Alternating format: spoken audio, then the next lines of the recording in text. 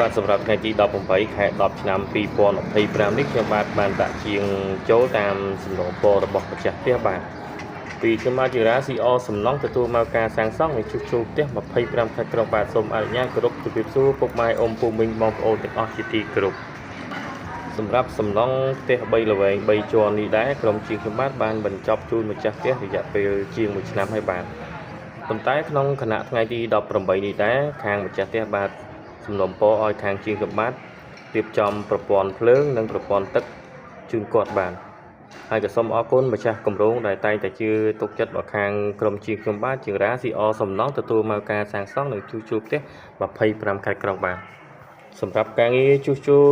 សាងសង់ផ្ទះតូចធំក្តី25ខេត្តក្រុងពុកម៉ែអ៊ំពូមីងបងប្អូនទាំងអស់អាចតាក់ទងមកខាងខ្ញុំបានជាងរាស៊ីអសំណងទទួលមកការសាងសង់និងជួសជុលផ្ទះ25ខេត្តក្រុងបាទដល់ជូនពុកម៉ែអ៊ំពូមីងបងប្អូនទាំងអស់នៅទំនុកចិត្តគុណភាពសំណង់និងតម្លៃសមរម្យជាចុងក្រោយជូនពរពុកម៉ែអ៊ំពូមីងបងប្អូនទាំងអស់មានសុខភាពល្អមានសុភមង្គលរកស៊ីទទួលទានមានបានគ្រប់គ្នាបាទ